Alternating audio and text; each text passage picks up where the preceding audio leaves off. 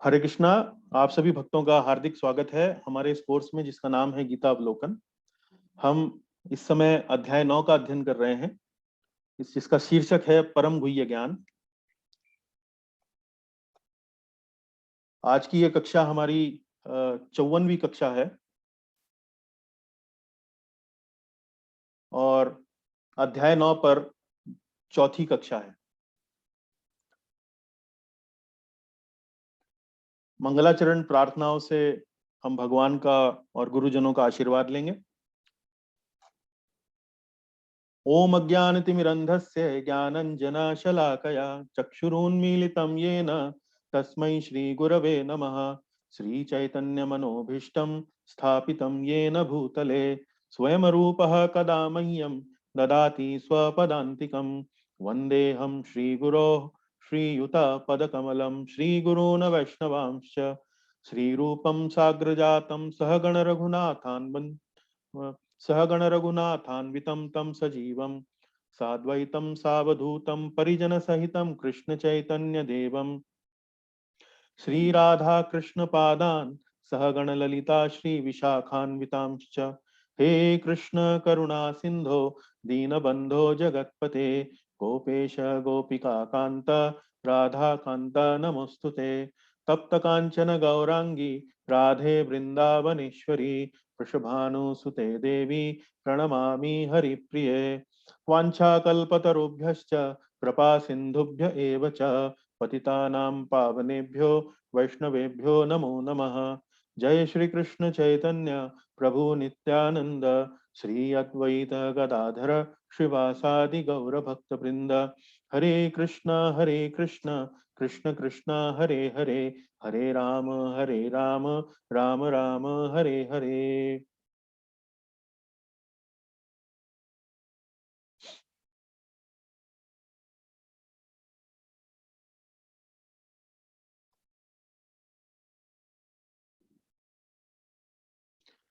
चलिए, आज हम अपनी कक्षा का आरंभ पुनः स्मरण, जो हम कक्षा एक बार पुरानी कक्षा का स्मरण करते हैं। तो पिछली से पिछली कक्षा में हमने 11वें से लेके 14वें श्लोक तक 9वें अध्याय का हमने उन पर चर्चा करी थी। और एक बार फिर हम इन श्लोकों के ऊपर थोड़ा सा जल्दी से प्रकाश डालते हैं ताकि आगे की कक्षा समझना आसान हो जाए। तो पिछली कक्षा में हमने 11वें से लेकर 14वें श्लोक तक अध्ययन किया और हमने आपको समझाया कि 9वें अध्याय का जो 11वां श्लोक है वो विशेष रूप से निराकारवादी उपासकों का वर्णन करता है। और निराकारवादी उपासकों में भी एक विशिष्ट श्रेणी होती है जिनको हम मायावादी कहते हैं।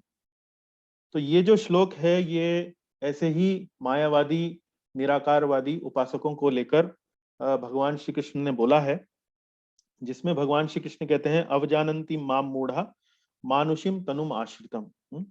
कि ऐसे लोग जो हैं वो मेरे को जानते नहीं हैं, मुझे गलत जानते हैं और वो ये समझते हैं कि मैंने अब ये मनुष्य शरीर का आश्रय ले लिया है।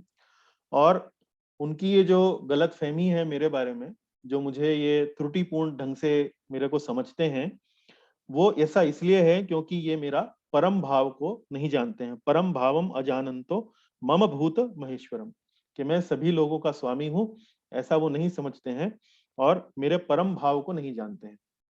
तो इस पर हमने विस्तार से काफी चर्चा करी थी। तो विशेष रूप से जो ये निराकारवादी या ये जो मायावादी उपासक हैं, इनका भ्रम क्या है, इनको गलतफहमी या इनकी त्रुटि कहाँ होती है भगवान को समझने में। तो ये समझते हैं कि भगवान श्री कृष्ण ने मनुष्य शरीर का आश्रय ले लिया है और ये श्री कृष्ण के परम भाव से अनभिज्ञ होते हैं। और वे ऐसा क्यों करते हैं? क्योंकि वो ये सोचते हैं कि श्री कृष्ण का जो शरीर है वो शाश्वत नहीं है।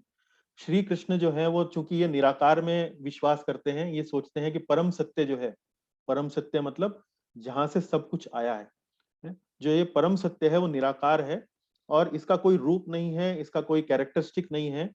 और अब उस परम सत्य ने, जिसका कोई रूप नहीं है, कैरेक्टरिस्टिक नहीं है, उसने अब ये मनुष्य शरीर का आश्रय ले लिया है। तो उनको इस बात की गलतफहमी होती है कि वो ये नहीं समझते हैं कि श्री कृष्ण का शरीर तो वास्तव में शाश्वत है। श्री कृष्ण का शरीर शाश्वत होने से मतलब क्या है कि श्री कृष्ण का जो रूप जो हम देखते हैं मंदिरों में, जो उनके विग्रह हैं बांसुरी लिए हुए, श्याम सुंदर जो उनका त्रिभंगा जो रूप है, वो रूप जो है भगवान श्री कृष्ण का शाश्वत है। वो हमारे मनुष्यों जैसा शरीर नहीं है। वो जैसे हमारा मनुष्यों का शरीर तो भौतिक है, पृथ्वी जल अग्नि वायु आकाश मन बुद्धि अहंकार, इन तत्वों से मिलकर मनुष्य का शरीर बनता है। लेकिन श्री कृष्ण का शरीर इन अवयवों से नहीं बनता है, ये भौतिक अवयव हैं, लेकिन श्री कृष्ण का शरीर भौतिक नहीं है और उनका शरीर शाश्वत है। शाश्वत से मतलब अब जैसे हम शरीर नहीं है, हम आत्मा है और आत्मा के ऊपर ये आवरण है, शरीर का आवरण है। मान लीजिए जब हम कोई अन्य जन्म लेते हैं, मान लीजिए किसी निचली योनि में हमारा जन्म हो, तो हम आत्मा तो रहेंगे, लेकिन हमें मान लीजिए कभी कहीं गाय का शरीर मिल जाए या कभी कहीं किसी पशु का शरीर मिल जाए, तो हमारा शरीर जो है वो उसका जो रूप है, उसका जो आकार है वो बदल सकता है। लेकिन भगवान के शरीर का जो रूप है, जो आकार है, वो नहीं बदलता है। वो शाश्वत है, वो हमेशा रहता है।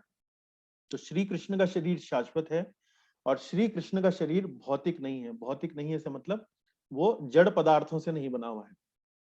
और तीसरी चीज जो उन्हें भगवान के शरीर को लेकर गलतफहमी होती है वो ये है कि वो ये समझते हैं कि अगर भगवान का कोई रूप होता तो वो भगवान का रूप सीमित हो जाता है, क्योंकि रूप में व्यक्ति जो है वो सीमित हो जाता है। रूप में व्यक्ति हर जगह नहीं जा सकता, वो सीमित जहां जिस जिस स्थान पर है वहीं पर ही वो उसका रूप सीमित रहता है। लेकिन वो ये नहीं जानते हैं, ये भगवान का परम भाव इस प्रकार से नहीं जानते हैं कि श्री कृष्ण का रूप भी है और रूप होने के बावजूद भी वे असीमित हैं, उनकी कोई सीमा नहीं है। और हमने आपको चित्र इत्यादि दिखाए थे कि जहाँ भगवान श्री कृष्ण का रूप है और उनके शरीर से जो किरणें निकलती हैं, उनके शरीर से जो आभा निकलती है, जो प्रकाश निकलता है, जिसे हम ब्रह्म ज्योति कहते हैं, तो ब्रह्म ज्योति जो है वो भगवान श्री कृष्ण के शरीर से निकलने वाला ही एक प्रकार से प्रकाश है। तो इस प्रकार से यहाँ हमने इस बात पर चर्चा करी थी कि कैसे जो मूर्ख हैं, मायावादी, जो इस प्रकार से भगवान के शरीर का उपहास उड़ाते हैं, वो ये सोचते हैं कि उन्होंने एक शरीर का आश्रय ले लिया है। तो भगवान को शरीर का आश्रय लेने की आवश्यकता नहीं है, भगवान तो आश्रय देते हैं। बल्कि भगवान ने अपना रूप जो है, जो मनुष्य रूप है, वो मनुष्यों को अपना रूप उसमें उसको उनको बनाया है। तो ये बात हमने समझने का प्रयास किया। हमने शास्त्रों से भी कई आपको उद्धरण देकर इस चीज को समझाया। फिर अगले श्लोक में, 12वें श्लोक में, भगवान ऐसे मायावादी उपासकों की सोच को आसुरी और नास्तिक बताते हैं। तो यहाँ जो हमने शब्द प्रयोग किया है मायावादी, उसका अर्थ क्या है? इनको मायावादी इसलिए कहते हैं क्योंकि ये जो भगवान जो शरीर, जैसा कि 11वें श्लोक में लिखा है कि भगवान जैसे शरीर का आश्रय लेते हैं, तो जैसे मनुष्य शरीर का आश्रय लेता है उस प्रकार से नहीं है। क्योंकि मनुष्य का जो ये शरीर है इसको माया कहते हैं, ये जड़ पदार्थ से बना है और जड़ पदार्थ जो है वो भगवान से मनुष्य को या जीव को अलग ले जाते हैं, तो इसलिए इसको माया कहा गया है। तो ये सोचते हैं, इस प्रकार के उपासक ये सोचते हैं कि मैंने मनुष्यों की भांति ही शरीर ले लिया है और ये मेरा जो शरीर है ये माया है। और जब मृत्यु के बाद जब हमें मुक्ति प्राप्त होगी तो हम भी भगवान शरीर का जैसे भगवान श्री कृष्ण का जैसे शरीर सामान्य जीव के बाद ब्रह्म ब्रह्म बन जाएगा, ऐसे ही हमारा शरीर भी, हमारा हम भी मुक्ति के बाद, हमारा जब शरीर नहीं रहेगा, मुक्ति के बाद हम भी ब्रह्म बन जाएंगे। तो हम हमारे में अंदर और भगवान के अंदर, ईश्वर के अंदर कोई अंतर नहीं है। और फिर धीरे धीरे इसी चीज को आगे बढ़ाते हुए वो ये सोचने लगते हैं कि हम ही ईश्वर बन जाएंगे। तो ये जो भाव है, ये जो सोच है कि हम ही ईश्वर बन जाएंगे, ये वास्तव में एक आसुरी और एक नास्तिक सोच है जो हमें भगवान से दूर ले जाती है। ये वास्तव में इस प्रकार से सोचना कि हम ही ईश्वर हैं, ये एक ईश्वर के प्रति अपराध है। तो इस प्रकार से मायावादियों की जो दर्शन है, मायावादियों का जो सिद्धांत है, वो अपराध को जन्म लेता है, भगवान श्री कृष्ण के प्रति अपराध को जन्म लेता है। फिर 13वें श्लोक में भगवान भक्तों के विषय में वर्णन करते हैं अब ये ऐसे श्रेणी के आध्यात्मवादियों के विषय में वर्णन करते हैं जो भगवान को अत्यंत प्रिय हैं। वो कहते हैं कि अब मैं तुम्हें ऐसे महात्माओं के बारे में बताता हूँ, महात्मा नस्तु माम पार्थ दैवीम प्रकृति आश्रिता, जिन्होंने दैवी प्रकृति का आश्रय लिया है। और भजन्ते अनन्य मनसो ज्ञात्वा भूतादिम अव्ययम, तो वो मेरे बारे में जानते हैं कि मैं अविनाशी हूँ, है मैं आदि भगवान हूँ, भूत आदिम अव्ययम, आदि मतलब सबसे पुराना हूँ, आदि का मतलब, अव्ययम का मतलब मैं अविनाशी हूँ। तो वो मेरे बारे में सही रूप से मुझे समझते हैं और इस तरह से समझते हुए वो मेरी अनन्य मन से, पूर्ण रूप से, बिना किसी डेविएशन के वो मेरी उपासना करते हैं। भजन्ते अनन्य मनसो ज्ञात्वा भूतादिम अव्ययम। तो ऐसे भक्तों की भगवान जो है वो बड़ा प्रशंसा करते हैं, यहाँ तक कि उन्हें महात्मा शब्द से उनको संबोधित करते हैं। हमने यहाँ पर समझा कि महात्मा शब्द का अर्थ क्या है। महात्मा शब्द का अर्थ है कि जो अणु आत्मा, जो एक छोटी सी आत्मा, जो जीवात्मा है, वो जब एक विभु आत्मा परमात्मा भगवान श्री कृष्ण के की तरफ अपना ध्यान आकर्षित करती है, कि अपना ध्यान वहां पर लगाती है, तो वही जो छोटी सी जो अणु आत्मा है वो महात्मा बन जाती है। तो महात्मा शब्द की व्याख्या वास्तव में आप भगवत गीता के इस श्लोक से समझ सकते हैं। अमूमन हम कोई महान व्यक्ति होता है तो उसे महात्मा कहते हैं, लेकिन महान व्यक्ति की सही मायने में व्याख्या गीता में दी गई है। जो भगवान श्री कृष्ण की अनन्य मन से भक्ति करता है उसे भगवान महात्मा शब्द के नाम से समझते हैं, जानते हैं। और फिर 14वें श्लोक में उन्होंने भक्तों के लक्षणों का वर्णन किया है। 13वें श्लोक में भक्तों की मानसिकता बताई है कि वो अनन्य मन से उपासना करते हैं। और 14वें श्लोक में यहाँ वे भक्तों की क्रियाकलापों के बारे में, उनके लक्षण क्या हैं, उनके बारे में वर्णन करते हैं कि वो सततम कीर्तन, हमेशा भगवान का कीर्तन करते हैं, दृढ़ संकल्पी होते हैं, सदैव भगवान को नमस्कार करते हैं और सदैव श्री कृष्ण की पूजा अर्चना में अपना ध्यान लगाते हैं। और हमने यहाँ पर आपको कीर्तन शब्द के अनेक तात्पर्य बताए कि जैसे भगवान के नामों का जप करना, उसे भी कीर्तन कहते हैं। भगवान की कथा करना, जैसे इस समय मैं भगवान के बारे में बोल रहा हूँ तो यह भी कीर्तन की ही श्रेणी में आएगा। भगवान के नामों को गायन के रूप में प्रस्तुत करना है, जैसे हम हरे कृष्ण महामंत्र को गा भी सकते हैं, उसको भी कीर्तन कहते हैं। और भगवान से संबंधित यदि किसी सेवा के बारे में अगर आप किसी अन्य भक्त से, अन्य किसी व्यक्ति से चर्चा कर रहे हैं तो वह भी कीर्तन की ही श्रेणी में कहा जाएगा। तो हमने कीर्तन शब्द के भी अनेक अनेक अर्थ यहाँ पर समझने का प्रयास किया। तो आज हम अपनी कक्षा में आगे बढ़ते हैं और अपनी इस चर्चा को 9वें अध्याय के 15वें श्लोक से आरंभ करते हैं। अब आप ये समझिए कि 11वें श्लोक में और 13वें श्लोक में भगवान श्री कृष्ण ने अपने उपासकों की दो ऐसी श्रेणियों का वर्णन किया है जो एक समझ लीजिए दो छोर हैं। 11वीं श्रेणी वाले जो उपासक हैं वो भी आध्यात्मवादी हैं, वो समझते हैं कि ये हम भौतिक जगत से सुख नहीं ले सकते, हमें आध्यात्मिकता ही से ही सुख मिल सकता है, किंतु वो त्रुटिपूर्ण ढंग से ऐसा सोचते हैं। और 13वें श्लोक में भगवान बताते हैं कि जो सही ढंग से मेरे बारे में सोचते हैं और अनन्य मेरी भक्ति करते हैं। तो ये जो दो छोर हैं, इन दोनों छोरों के बीच में भी, इन दोनों जो ये एंड्स हैं यहाँ पर, उन दोनों एक्सट्रीम्स के बीच में भी कुछ श्रेणियां आध्यात्मवादियों की आती हैं। तो 15वें श्लोक में उन 3 श्रेणियों के आध्यात्मवादियों के बारे में भगवान श्री कृष्ण यहाँ पर जिक्र करते हैं, यहाँ उसके बारे में बताते हैं। वो कहते हैं 3 प्रकार के ज्ञानी श्री कृष्ण की उपासना ज्ञान के अनुशीलन से करते हैं। ज्ञान यज्ञेन चापन्ये यजन्तो मामुपासते एकत्वेन पृथक्त्वेन बहुधा विश्वतो मुखम। ज्ञान यज्ञेन चाप्यन्ये यजन्तो मामुपासते। यजन्तो मतलब ये लोग माम, माम मतलब भगवान श्री कृष्ण अपने लिए कह रहे हैं, उपासना करना मतलब मेरी पूजा करते हैं। ज्ञान यज्ञेन, ये लोग ज्ञान की विधि द्वारा, ज्ञान यज्ञेन चाप्यन्ये, ज्ञान यज्ञेन चाप्यन्ये, अन्य लोग जो ज्ञान के अनुशीलन से यज्ञ करते हैं वे भी मेरी उपासना करते हैं। और ऐसा 3 प्रकार की श्रेणी के लोग भगवान श्री कृष्ण 15वें श्लोक में वे बताते हैं। वो कहते हैं एकत्वेन पृथक्त्वेन बहुधा विश्वतो मुखम। तो एकत्वेन, पृथक्त्वेन, बहुधा और विश्वतो मुखम। तो एकत्वेन मतलब एकांत भाव से, पृथक्त्वेन बहुधा विविध रूपों में, और विश्वतो मुखम तथा विश्व रूप में करते हैं। अब ये देखिए, ये जो 3 श्रेणी के जो उपासक हैं, ये टॉप क्लास उपासक नहीं है। ये भगवान श्री कृष्ण की उपासना करते हैं, लेकिन भगवान श्री कृष्ण की एक समझ के साथ, कि भगवान श्री कृष्ण या परम सत्य या जो परम शक्ति है, उसको, या जो टॉप मोस्ट जो शक्ति है इस ब्रह्मांड की, इस पूरे जगत की, उसको इन 3 समझ के साथ, एकत्वेन, पृथक्त्वेन, बहुधा विश्वतो मुखम।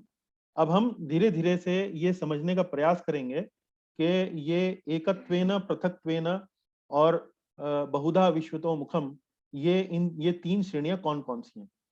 ये ध्यान दीजिए कि ये जो 15वां श्लोक है 9वें अध्याय का, इसमें ये जो 3 श्रेणियां ये जो बताई गई हैं, एकत्वेन, पृथक्त्वेन, बहुधा, और तीसरी श्रेणी है विश्वतो मुखम।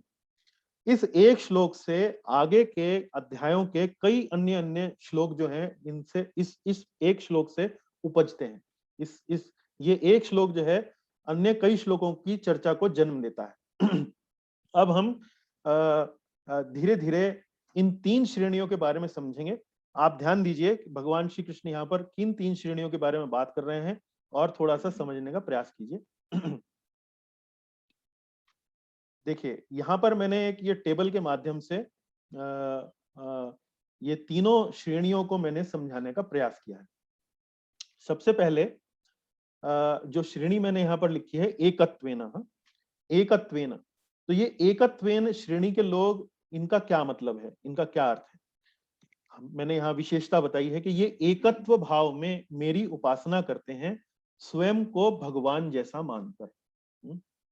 एकत्व भाव में, एकत्व भाव मतलब ये जो श्रेणी के लोग हैं, ये जो श्रेणी के भक्त हैं, वो ये सोचते हैं कि भगवान जो है वो आध्यात्मिक है, या परम सत्य जो है वो आध्यात्मिक है, और हम भी आध्यात्मिक हैं। ये इस प्रकार से इनकी सोच रहती है, और ऐसा सोचकर कि वे भी भगवान जैसे ही हैं, भगवान भी सच्चिदानंद हैं, हम भी सच्चिदानंद हैं, भगवान भी आध्यात्मिक हैं, हम भी आध्यात्मिक हैं। तो इस भावना से वो भगवान की पूजा करते हैं कि भगवान भी आध्यात्मिक हैं और हम भी आध्यात्मिक हैं। तो ये एकत्व भाव है। इसको हम, इस श्रेणी के लोगों को हम ब्रह्मवादी भी कहते हैं। तो ये लोग भी निराकारवादी होते हैं। निराकारवादी मतलब ये भी ये सोचते हैं कि जो परम सत्य है वो निराकार है, उसका कोई रूप नहीं है, उसका कोई आकार नहीं है। ये भी ऐसा ही सोचते हैं। लेकिन ये जो निराकारवादी लोग हैं, और जो 11वें श्लोक में हमने निराकारवादियों के बारे में चर्चा करी, इनका जो सोचना है और उनका जो सोचना है, 11वें श्लोक में जो हमने जिस श्रेणी के आध्यात्मवादियों की बात करी है, निराकारवादियों की बात करी है, उनकी सोच में और इनकी सोच में अलग अंतर है। जो 11वें श्लोक में हमने बात करी है, उस श्रेणी के जो निराकारवादी हैं, वो भगवान के रूप का उपहास उड़ाते हैं। वो समझते हैं कि भगवान ने मनुष्य शरीर का आश्रय ले लिया। लेकिन ये जो एकत्वेन या ये जो ब्रह्मवादी, जो हम जिन निराकारवादियों की यहाँ बात कर रहे हैं, वो ऐसा नहीं सोचते हैं। वो, उनकी सोच मात्र इतनी रहती है कि हम भी आध्यात्मिक हैं, हम भी जीवात्मा हैं, हम ये शरीर नहीं है, हम भी जीवात्मा है, हम भी आध्यात्मिक हैं, और ये जो परम सत्य है, जो परम शक्ति है, वो भी आध्यात्मिक है। ये लोग परम सत्य को या परम शक्ति को अभी श्री कृष्ण के रूप में नहीं समझते हैं। उनकी समझ अभी वहां तक विकसित नहीं हुई है, और ये मात्र इतना समझते हैं कि हम भी आध्यात्मिक हैं, और वो जो परम शक्ति है, जो ये सब कुछ चला रही है, जिसके मार्गदर्शन में सब कुछ चल रहा है, वह शक्ति भी आध्यात्मिक है। तो जैसा मैंने आपको अभी थोड़ी देर पहले बताया, ये जो 15वां श्लोक है, ये भगवत गीता के कई अन्य श्लोकों को जन्म देता है। यहाँ पर कई अन्य श्लोकों की चर्चा जो है वो इस श्लोक से जुड़ी हुई है। तो एकत्वेन श्रेणी के ये जो आध्यात्मवादी हैं, इनकी जो विस्तार से अब चर्चा हुई है, वो 12वें अध्याय के पहले श्लोक से लेकर 5वें श्लोक में हुई है, जहां अर्जुन निर्विशेषवादी या निराकारवादी जो उपासना है, ऐसे उपासकों के बारे में पूछता है कि भाई, निराकारवादी जो उपासक हैं उनमें, और जो साकारवादी जो उपासक हैं उनमें श्रेष्ठ कौन से हैं। तो वहां पर भगवान जो है, ये एकत्वेन श्रेणी के जो आध्यात्मवादी हैं, वहां पर विस्तार से 12वें अध्याय के पहले श्लोक और 5वें श्लोक में वहां पर उनकी चर्चा करते हैं। उसके बाद दूसरी श्रेणी के ये लोग, जो लोग हैं, ये हैं पृथक्त्वेन। पृथक्त्वेन बहुधा, पृथक्त्वेन बहुधा है ना, एकत्वेन पृथक्त्वेन बहुधा। पृथक्त्वेन बहुधा मतलब इनका इनका सोचने का जो तरीका है वो क्या होता है, ये पृथक भाव में देवताओं जैसे अनेक रूपों में मेरी उपासना करते हैं। तो ये जो पिछली श्रेणी के जो लोग हैं एकत्वेन, वो ये सोचते हैं कि हम भी आध्यात्मिक हैं और परम सत्य भी आध्यात्मिक है। लेकिन पृथकत्वेन जो श्रेणी के लोग हैं, उनका सोचना का तरीका अलग है। वो ये सोचते हैं, पृथकत्वेन ये सोचते हैं कि वो जो परम शक्ति है, ये जो परम नियंता है, ये जो सुप्रीम कंट्रोलिंग जो पावर है इस पूरे जगत की, वो अलग अलग रूपों में आती है। और अलग अलग रूपों में मतलब जैसे देवी देवताओं के अलग अलग जो रूप हम अपने चारों तरफ देखते हैं, सरस्वती हैं, दुर्गा हैं, इस प्रकार से शिव हैं, गणेश हैं, इस प्रकार से सूर्य हैं, इस प्रकार से जो अलग अलग जो देवी देवताओं के जो रूप हैं, वो ये सोचते हैं कि ये जो परम सत्य, जो परम शक्ति है, वो ये अलग अलग रूपों में आती है और इस प्रकार से ये परम सत्य की उपासना इन अलग अलग रूपों में करते हैं। ऐसे श्रेणी के लोगों को पृथक्त्वेन, यहाँ पर पृथक्त्वेन बहुधा, ऐसे श्रेणी के लोगों को भगवान यहाँ पर पृथक्त्वेन बहुधा कहते हैं। और इनके बारे में भगवान इसी अध्याय में 20वें से लेके 25वें श्लोक में विस्तार से चर्चा करते हैं, कि जहां वो देवी देवताओं की उपासना के बारे में हमें बताते हैं। तीसरी जो श्रेणी है वो है विश्वतो मुखम। विश्वतो मुखम, ये विश्व रूप में मेरी उपासना करते हैं कि मैं ही सब कुछ हूँ।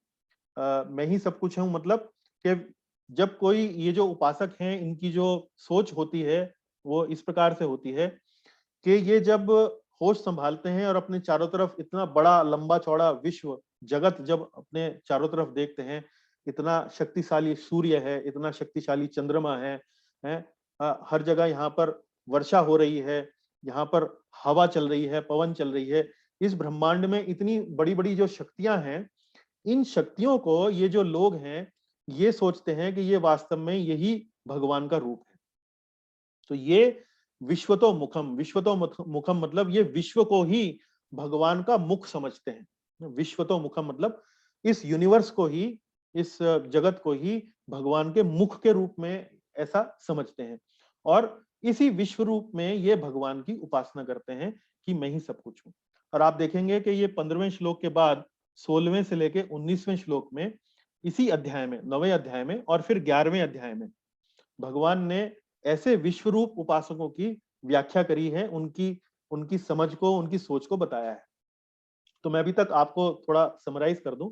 11वें श्लोक में हमने एक एक्सट्रीम भक्तों को देखा, निराकारवादी जो मायावादी हैं, जो सोचते हैं कि भगवान का शरीर माया है। और फिर दूसरा छोर हमने देखा भक्तों का, जो भगवान को अनन्य मन से उनकी उपासना करते हैं, ऐसे लोगों को भगवान महात्मा कहते हैं। अब 15वें श्लोक में हम 3 अन्य श्रेणी के लोगों के बारे में, आध्यात्मवादियों के बारे में पढ़ रहे हैं, जो कि भगवान एकत्वेन पृथक्त्वेन विश्वतो मुखम, इस श्रेणी में उनको यहाँ पर हमें यहाँ समझा रहे हैं। अब यहाँ पर एक बात पर थोड़ा सा आप ध्यान दीजिए कि ये सब चीजें भगवान जो बता रहे हैं, इसको हम एक सामान्य रूप से हम कैसे समझ सकते हैं। और ये जो सोच है, जो आध्यात्मिक लोगों की ये जो सोच धीरे धीरे परम शक्ति के बारे में, परम सत्य के बारे में जो विकसित होती है, ये अलग अलग स्टेजेस में डेवलप होती है। तो ये आवश्यक नहीं है कि हर व्यक्ति जो आध्यात्म की ओर रुचि लेना शुरू करता है अपने जीवन में, उसकी भगवान के बारे में जो समझ है, भगवान का जो रूप है, भगवान का जो वास्तविक रूप से समझ है, वो बिल्कुल एकदम टॉप क्लास, जैसा कि 13वें श्लोक में बताया गया है, उस तरह से विकसित हो, ऐसा नहीं होता है। तो कई आध्यात्मवादी स्टेजेस में, अलग अलग चरणों में अपनी भगवान के बारे में, परम सत्य के बारे में, परम शक्ति के बारे में अपनी जागरूकता धीरे धीरे विकसित करते हैं। तो ये जागरूकता जो है वो हर किसी की एक साथ नहीं आती है। भगवान के बारे में जागरूकता सबको एकदम से नहीं आती है कि भगवान, जैसे हम तो बता रहे हैं कि श्री कृष्ण जो है वो परम भगवान है, कृष्णस्तु भगवान स्वयं, भागवतम में वर्णन आता है, कृष्णस्तु भगवान स्वयं। लेकिन इस प्रकार से कृष्णस्तु भगवान स्वयं, जो भगवान का जो सबसे सर्वोच्च जो समझ है, वो हर व्यक्ति को एकदम से नहीं आती है, वो धीरे धीरे आती है। तो ये समझ भगवान के बारे में धीरे धीरे बढ़ती है और ये अलग अलग स्टेजेस में बढ़ती है। और ये 3 श्रेणियां जो हैं, जिनको हम बोलते हैं सर्वेश्वरवादी, बहु ईश्वरवादी और अद्वैतवादी। ये 3 श्रेणियों में इनको आप मोटा मोटा यहाँ पर इनका वर्गीकरण यहाँ पर कर सकते हैं। तो देखिए, ये जो सर्वेश्वरवादी है, अंग्रेजी में इनको बोलते हैं पैंथीस्ट, पैंथीज्म। पैंथीज्म मतलब जो हर जगह भगवान को देखते हैं। ये हो गए विश्वरूप उपासक, विश्वतो मुखम, जैसा इस श्लोक में आया है विश्वतो मुखम। ये हो गए विश्वरूप उपासक, जो इस विश्व में ही, जो इस विश्व की वस्तुओं में ही, जो इस विश्व की शक्तियों में ही भगवान को देखते हैं या भगवान से उनकी तुलना करते हैं। ये हो गए सर्वेश्वरवादी। ये देखते हैं कि भगवान तो यहाँ सूरज में भी हैं, भगवान तो यहाँ पवन में भी हैं, भगवान तो यहाँ इतनी वर्षा हो रही है, इतना इतना पानी पड़ रहा है, भगवान यहाँ इस रूप में भी हैं। तो ये सर्वेश्वरवादी हो गए। फिर हो गए बहु ईश्वरवादी। बहु ईश्वरवादी मतलब जब ये देखते हैं कि ये सूर्य है, इतना प्रकाश हमको दे रहा है, इतना शक्तिशाली है, हमारा जीवन इस सूर्य के बिना नहीं चल सकता है, फिर ये अपनी समझ को थोड़ा और आगे विकसित करते हैं।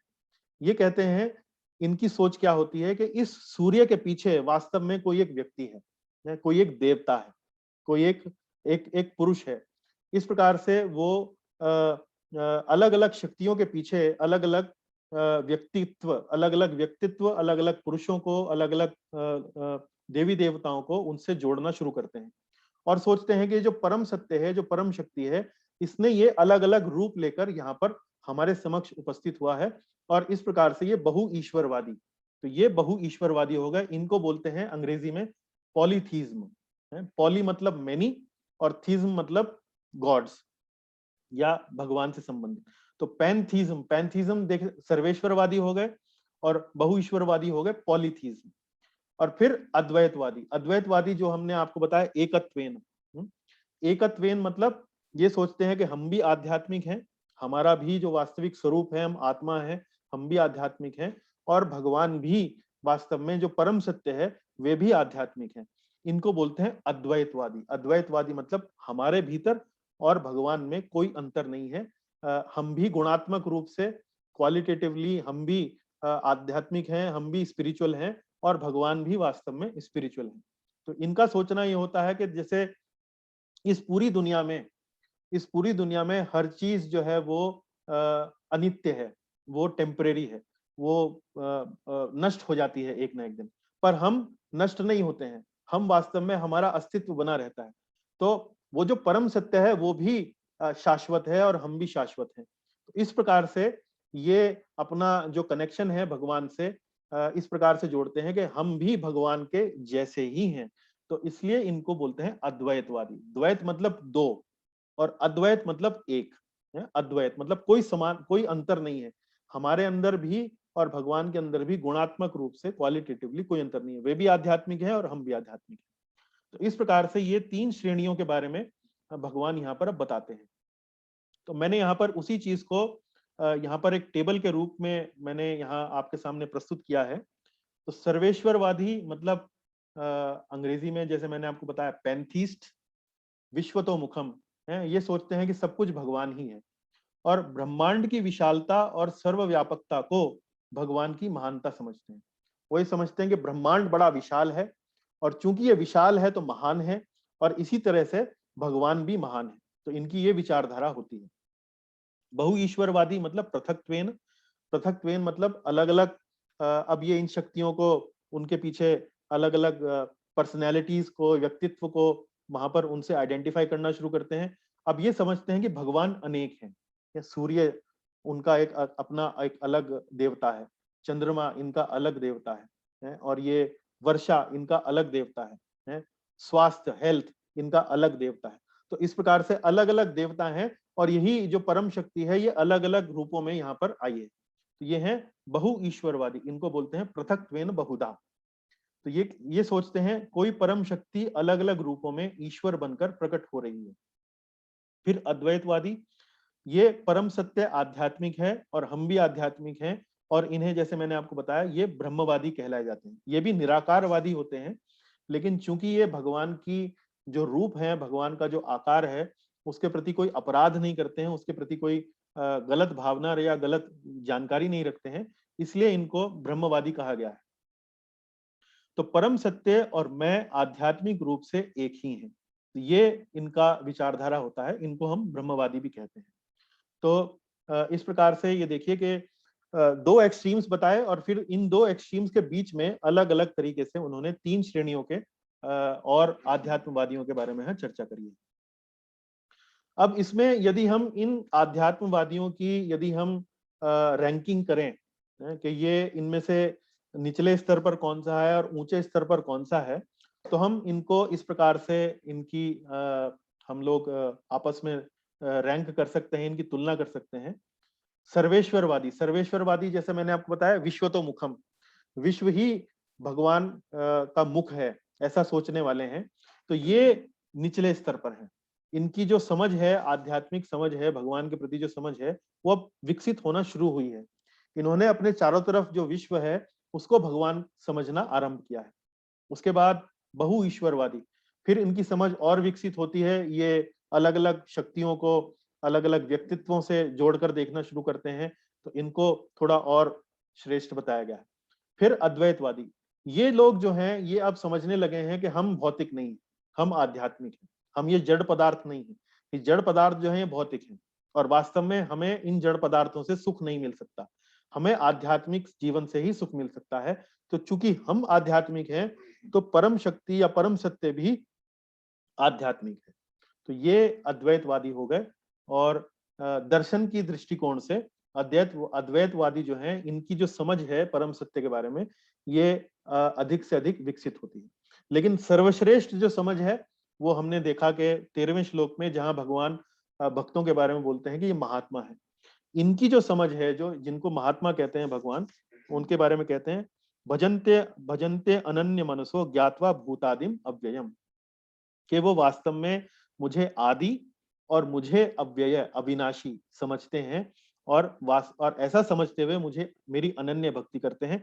ऐसे लोग हे अर्जुन, हे पार्थ, ऐसे लोग जो हैं वो महात्मा है। तो श्रेष्ठ जो हैं वो 13वें श्लोक में बताए गए हैं, निकृष्ट जो हैं वो 11वें श्लोक में बताए गए हैं, और इन तीनों बीचों में जो श्रेणी आती है उनका जो व्याख्या है वो 15वें श्लोक में भगवान ने यहाँ पर करी है। अब जैसा मैंने आपको बोला कि 16वें से लेके 19वें श्लोक तक अब भगवान श्री कृष्ण विश्वतोमुखम, विश्वतोमुखम आप समझ गए होंगे कि भाई किस श्रेणी की मैं भक्तों की बात कर रहा हूँ, किस श्रेणी के आध्यात्मवादियों की मैं बात कर रहा हूँ। वो हैं जो विश्व को ही भगवान का मुख समझते हैं, अपने चारों तरफ अलग अलग शक्तियां देखते हैं और सोचते हैं कि वास्तव में भगवान कौन है, परम शक्ति कौन सी है, परम सत्य क्या है, वो यही शक्तियां हैं। तो ऐसे लोग, उनका जो दृष्टिकोण है, उनका जो इस दुनिया को, इस जगत को देखने का जो नजरिया है, वो 16वां, 17वां, 18वां और 19 इन 4 श्लोकों में भगवान ने उनका वर्णन किया है। तो पहले 16वां श्लोक हम यहाँ पर देखते हैं। 16वें श्लोक में भगवान श्री कृष्ण अर्जुन को बता रहे हैं, अहम क्रतुर अहम यज्ञ स्वाधा अहम अहम औषधम मंत्रो अहम अहम एवाज्यम अहम अग्निर अहम हुतम। देखिए यहाँ अहम शब्द का अर्थ अर्थ जो प्रयोग हुआ है कई बार हुआ है। अब यहाँ पर वो ये बता रहे हैं अहम क्रतुर, अहम क्रतुर, क्रतुर का अर्थ है वैदिक अनुष्ठान, कर्मकांड है।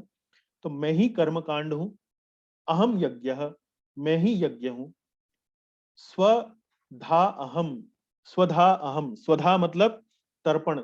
जैसे यज्ञ में जो हम आहुति डालते हैं उसे यहाँ पर तर्पण मतलब जो हम इस प्रकार से पितरों को जो हम अपना जो ऑफरिंग करते हैं, जो तर्पण करते हैं पितृलोक में, उसे ही यहाँ पर स्वधा अहम भगवान बोलते हैं। तो मैं ही पितरों को दिया जाने वाला तर्पण हूँ, अहम औषधम, मैं ही औषधि हूँ। तो ये यज्ञों में जो औषधि या जो हर्ब्स वगैरह का जो प्रयोग होता है उसके लिए कह रहे हैं मैं ही औषधि हूँ। फिर मंत्रोहम अहम एवाज्यम, मंत्रोहम, मैं ही दिव्य ध्वनि हूँ। अलग अलग यज्ञों में जब हम मंत्रों का उच्चारण करते हैं तो मैं ही दिव्य ध्वनि हूँ। उन यज्ञों में जो मैं मंत्रों का जो उच्चारण होता है वो भी मैं ही हूँ।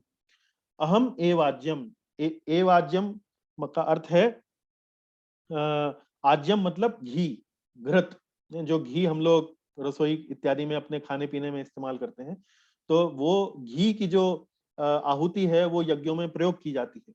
तो भगवान यहाँ कहते हैं मैं ही वह घी हूं, अहम अग्निर अहम हुतम, और यज्ञ में जलने वाली अग्नि भी मैं ही हूं और यज्ञ में अर्पित करने वाली आहुति भी मैं ही हूं। तो यहाँ देखिए कि यज्ञों में जो ये अलग अलग जो ये इंग्रेडिएंट्स, अलग अलग ये जो घटक या अलग अलग ये जो अवयव प्रयोग किए जाते हैं, तो जैसे मैंने आपको बताया ना, विश्वरूप उपासक, विश्वरूप उपासक मतलब वो इस विश्व में, इस जगत में जो अलग अलग ये जो वस्तुएं हैं, जो अलग अलग ये जो चीजें हैं, इनको भगवान से ही जोड़कर ये लोग देखते हैं। अब आप देखिए कि यहाँ पर 9वें अध्याय में ये जो भक्ति योग से संबंधित ये जो अध्याय है, यहाँ पर भगवान यज्ञों में अलग अलग जो अवयव, अलग अलग ये जो सामग्रियां जो प्रयोग की जाती हैं, उनके बारे में ये बोल रहे हैं कि मैं ही कर्मकांड हूँ, मैं ही यज्ञ हूँ, मैं ही पितरों को दिए जाने वाला तर्पण हूँ, मैं ही औषधि हूँ। यहाँ पर वे अपने इन सब चीजों को मैं बता रहे हैं। श्री कृष्ण इनको कह रहे हैं कि ये मैं ही हूँ।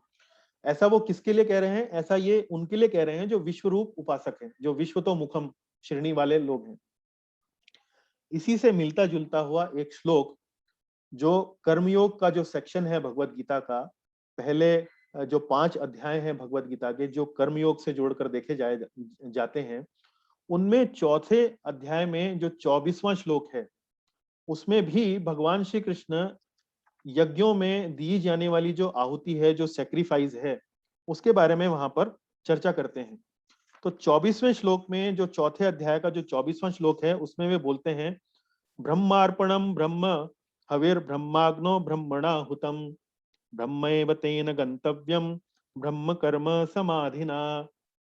वहां पर वे कहते हैं कि वो हवन आध्यात्मिक होता है, जिसमें सामग्री भी आध्यात्मिक हो, जिसका करने वाला भी व्यक्ति आध्यात्मिक भावना से उस हवन को कर रहा है। और इस प्रकार से हर चीज को वहां पर 24वें श्लोक में भगवान ने वहां पर उसकी व्याख्या करी है। तो कहने का तात्पर्य ये है कि जो कर्मयोग वाले जो सेक्शन है भगवत गीता में, उसमें जहां भगवान श्री कृष्ण इस प्रकार के ये जो यज्ञ हैं उनकी यहाँ पर जो व्याख्या कर रहे हैं, उसमें वहां पर वो जो तुलना है वो किससे कर रहे हैं? ब्रह्म से। ब्रह्म, ब्रह्म मतलब आध्यात्मिक, जो भगवान की जो ब्रह्म ज्योति है। और यहाँ पर 16वें श्लोक में भगवान श्री कृष्ण 9वें अध्याय का जो 16वां श्लोक है, यहाँ पर उन्हीं सभी वस्तुओं की जो तुलना वो किससे कर रहे हैं? अहम, वो कह रहे हैं मैं हूं।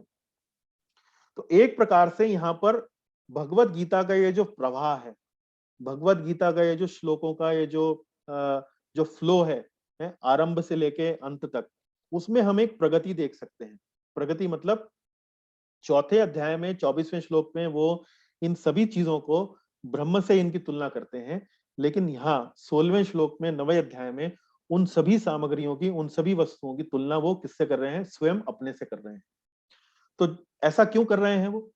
ऐसा इसलिए कर रहे हैं क्योंकि कर्मयोगी जो होता है, जो कर्मयोग करता है, जो अपने कर्म को परम शक्ति के समक्ष अर्पण करता है, उसकी आहुति देता है, उसका यज्ञ करता है, उसका बलिदान देता है, निष्काम भाव जब भी आता है कर्मयोग में, कि जब वो अपने लिए नहीं किया जाए, तो इसका मतलब वो एक प्रकार से बलिदान कर रहा है अपने स्वार्थ का।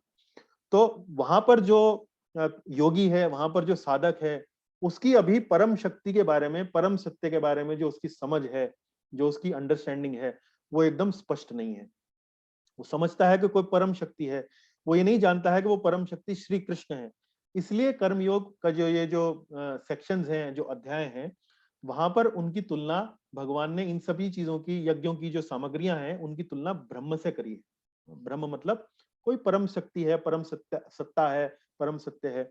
लेकिन यहाँ पर प्रगति देख सकते हैं आप विचारों में, यहाँ पर भगवान श्री कृष्ण उन सभी की तुलना किससे कर रहे हैं? स्वयं अपने से कर रहे हैं। वो कहते हैं मैं ही कर्मकांड हूँ, मैं ही यज्ञ हूँ, मैं ही औषधि हूँ, इत्यादि।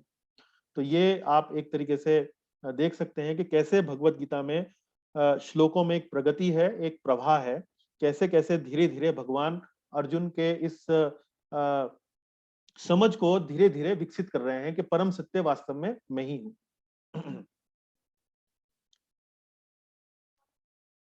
देखिए, अब हम 17वें से लेके 19वें श्लोक तक देखेंगे कैसे विश्वरूप उपासक, विश्वरूप उपासकों की व्याख्या मैंने आपको करी कि जो विश्व में ही जो अलग अलग जो शक्तियां हैं उनमें भगवान को देखते हैं। तो ये आपने मैंने अभी आपको बताया। तो अभी हम 17वें से लेके 19वें श्लोक में हैं। ये जो 3 श्लोक हैं, इस तरह से हम यहाँ पर अब भगवान जो बताने वाले हैं अर्जुन को, उनको धीरे धीरे समझते हैं।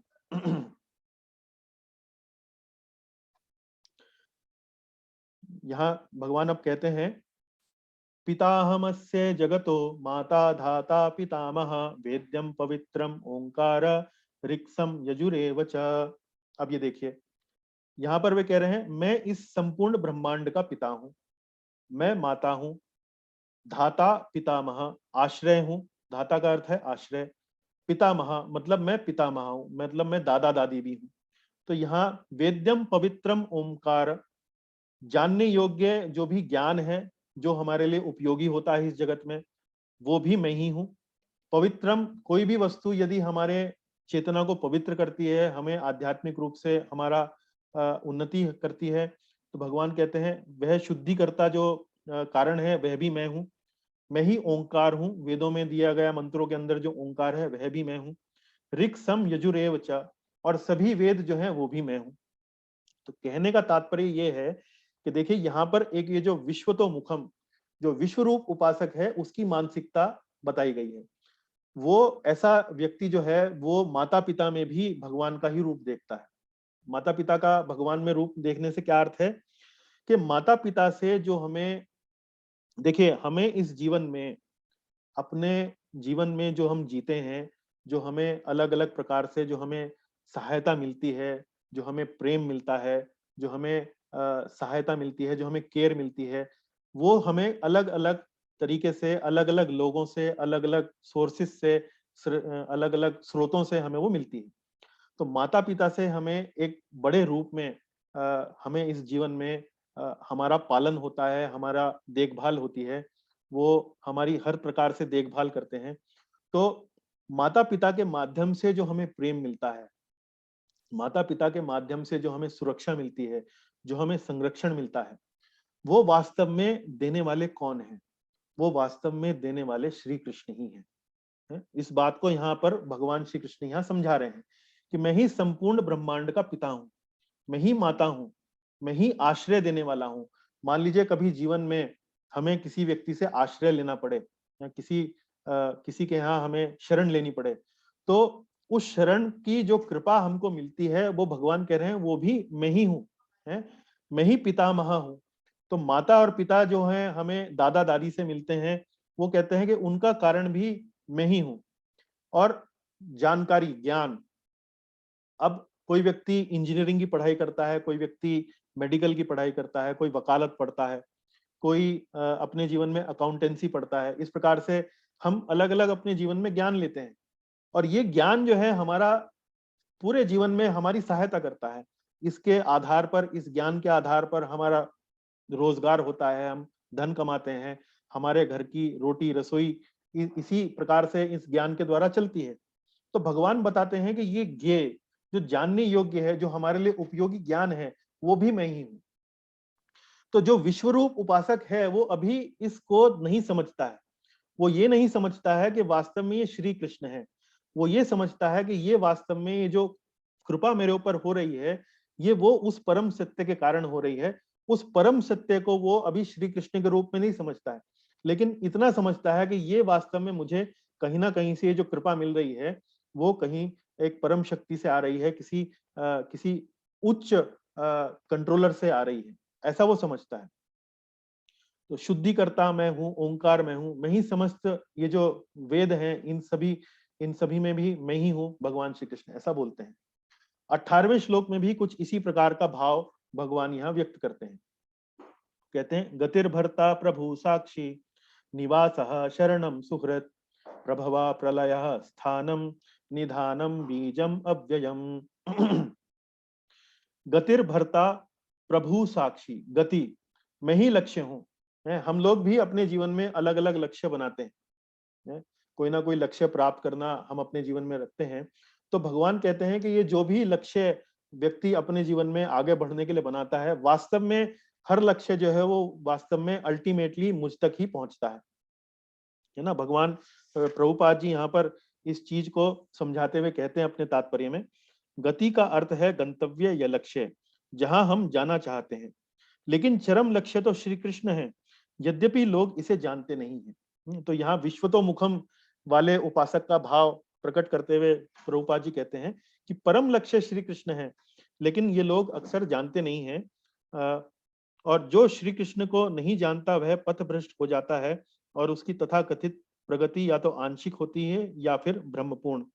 ऐसे अनेक लोग हैं जो देवताओं को ही अपना लक्ष्य बनाते हैं और तदनुसार कठोर नियमों का पालन करते हुए चंद्रलोक, सूर्यलोक, इंद्रलोक, महरलोक जैसे विभिन्न लोकों को प्राप्त होते हैं। तो यहाँ प्रभुपाद जी का कहने का तात्पर्य है कि अलग अलग लक्ष्यों के माध्यम से लोग बाग उपासना पद्धति आदि अपनाते हैं, लेकिन वो ये नहीं जानते हैं कि वास्तव में परम लक्ष्य तो श्री कृष्ण है। और ये जो छोटे मोटे जो लक्ष्य जीवन में अलग अलग उपासक ये जो बनाते हैं, ये वास्तव में टेम्परेरी हैं। इनके बारे में आप देखिएगा कि भगवान अगले श्लोकों में इसकी व्याख्या करेंगे। तो गतिर भरता, पालन करता भी मैं ही हूँ, स्वामी भी मैं ही हूँ, तथा साक्षी भी मैं ही हूँ। और मैं ही परमात्मा के रूप में हर जीव के भीतर उपस्थित हूँ, और हर एक उसके कार्य का साक्षी गवाह वो भी मैं ही हूँ। निवासः शरणम सुकृत, मैं ही धाम हूँ। धाम मतलब घर, हमें जो घर मिलता है वो भी भगवान की एक प्रकार से कृपा है कि हमें रहने के लिए कोई स्थान है। ऐसे बहुत सारे आप लोग देख सकते हैं जो बेघर होते हैं, जिनके पास कोई प्रॉपर रहने का ठिकाना नहीं होता है। तो यदि हमारे जीवन में कोई घर है, कोई निवास है, तो भगवान कहते हैं वो भी मेरी कृपा है। शरणम, शरण स्थली, सुहृत, सुहृत मतलब अत्यंत प्रिय मित्र, यह भी मैं ही हूँ। प्रभव प्रलय स्थानम, सृष्टि तथा प्रलय सबका आधार मैं ही हूँ। है जो हमारा जन्म होता है, हमें जो जीवन मिलता है, उसका वास्तव में जो सबसे जो पहले जो सृष्टि हुई उसका आधार भगवान बताते हैं वो भी मैं ही हूँ।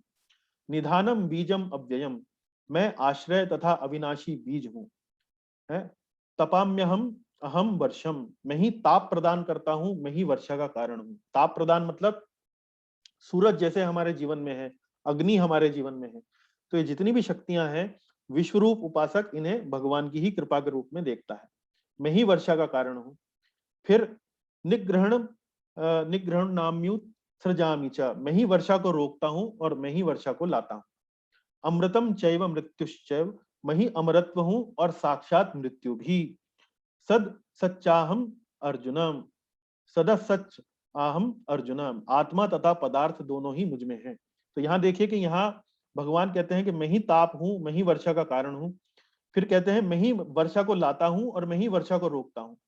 मैं ही अमरत्व हूं, अमरत्व मतलब जो जीवन हम लोग जीते हैं, जो जिस जीवन में हम लोग ये समझते हैं कि हाँ हमारा जीवन चल रहा है, उसमें जो अमरत्व है वो भी भगवान कहते हैं मैं ही हूँ। मैं ही साक्षात मृत्यु हूँ। अब यहाँ देखिए कि यहाँ वर्षा को लाना वो तो पॉजिटिव हो गया, वर्षा को रोकना ये नेगेटिव हो गया। अमरत्व जीवन मतलब ये पॉजिटिव हो गया, मृत्यु ये नेगेटिव हो गया। लेकिन हम यहाँ सोच सकते हैं कि भाई भगवान पॉजिटिव हैं, वहां तो हमें लगता है कि हाँ भगवान हमारे ऊपर कृपा कर रहे हैं।